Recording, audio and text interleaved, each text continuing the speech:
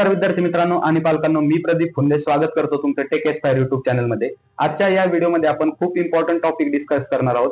तत्पूर्वी आपले Sahyadri ट्युटोरियल्सचे founder Shri Mahesh sir यांचे खूप खूप धन्यवाद की त्यांनी आपल्याला काउन्सिलिंग मध्ये किंवा आपल्या टेस्ट सिरीज किंवा आपल्या चॅनलच्या प्रमोशनसाठी खूप हेल्प केली, तर त्यासाठी त्यांचे खूप खूप धन्यवाद।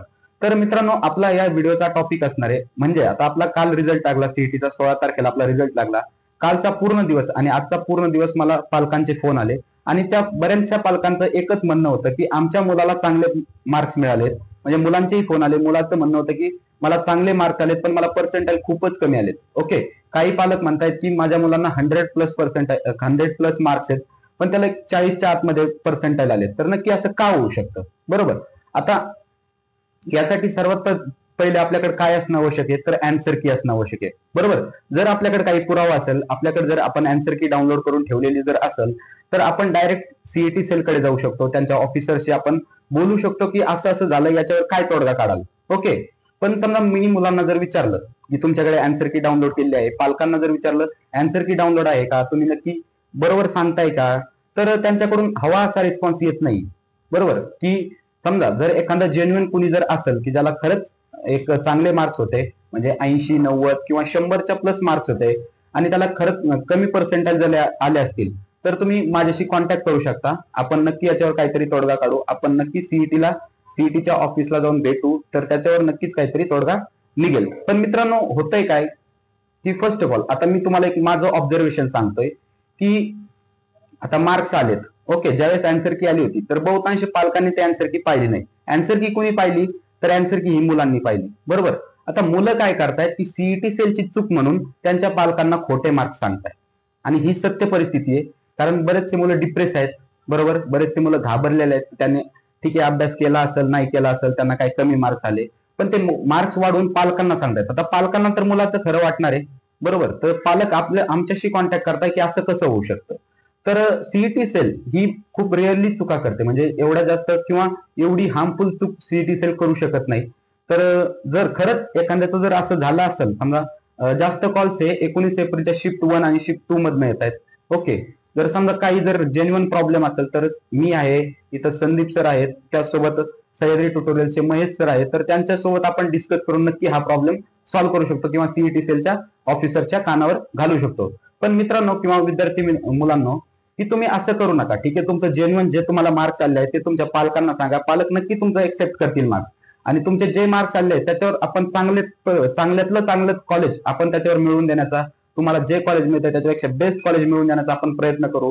ओके, तर त्यासाठी तुम्हाला काय करावं लागेल, तर आपण काय केलंय, आपल्या टेक एस्पायरची इंजिनिअरिंग ऍडमिशन काउन्सिलिंग 2025 आपण लॉन्च केली आहे आपल्या चॅनलवर। त्या संदर्भातला व्हिडिओ तुम्ही आपल्या युट्यूब चॅनलवर पाहू शकता। तसेच जर तुम्हाला काउन्सिलिंग हवी असेल किंवा काउन्सिलिंग बद्दल अजून काही माहिती पाहिजे असेल तर आपला ऑफिशियल व्हॉट्सअपची ग्रुप आपण डिस्क्रिप्शन मध्ये प्रोव्हाइड केले आहे, तिथं तुम्ही जॉईन करा, तिथं तुम्ही मला क्वेश्चन्स विचारू शकता। तरी पण समजा हा माझा इथं स्क्रीनवर कॉन्टॅक्ट नंबर देतोय मी, जर तुम्हाला काउन्सिलिंग रिलेटेड किंवा तुमच्यासोबत सुद्धा असा प्रॉब्लेम आला असेल की तुम्हाला जास्त मार्क्स आहेत आणि तुमच्याकडे अँसर की आहे, ज्या पालकांकडे अँसर की नाही, ज्या मुलांकडे अँसर की नाही, त्यांनी प्लीज कॉल करणं टाळा। ओके, त्याच्यात माझाही टाइम वेस्ट आहे आणि तुमचाही टाइम वेस्ट आहे, कारण तुमच्याकडे काही प्रूफच नाहीये ना। जर तुमच्याकडे प्रूफ आहे, प्रॉपर तुमच्याकडे अँसर की डाउनलोड केलेली आहे आणि तुम्हाला तरी कमी पर्सेंटेज आले, तर तुम्ही मला कॉल करा। आणि जर तुम्हाला काउन्सिलिंग बॅच साठी एनरोल जर करायचं असेल तर डिस्क्रिप्शन मध्ये आपल्या फॉर्मची लिंक आहे, तिथं जाऊन तुम्ही अप्रोप्रिएट पेमेंट करून आपल्या काउन्सिलिंग बॅचला एनरोल करू शकता। तसेच जर तुम्हाला अजून काही माहिती हवी असेल आपल्या काउन्सिलिंग बॅच विषयी, तर माझ्या नंबरवर ऑलरेडी माझा नंबर तुमच्याकडे असेल, ज्यांच्याकडे नाही या व्हिडिओमध्ये मी नंबर प्रोव्हाइड केलाय। तसेच डिस्क्रिप्शन मध्ये तुम्ही माझ्याशी कॉन्टॅक्ट करू शकता, मेलही करू शकता आणि काउन्सिलिंग मध्ये पार्टिसिपेट करू शकता। तर मित्रांनो, वळूया आपल्या इम्पॉर्टंट टॉपिक कडे। तर आपला टॉपिक काय आहे, जर आता सीईटी मध्ये कमी मार्क्स आले तर काय करू। बऱ्याचशा मुलांचे असे प्रश्न आहेत की ड्रॉप घेऊ का नको।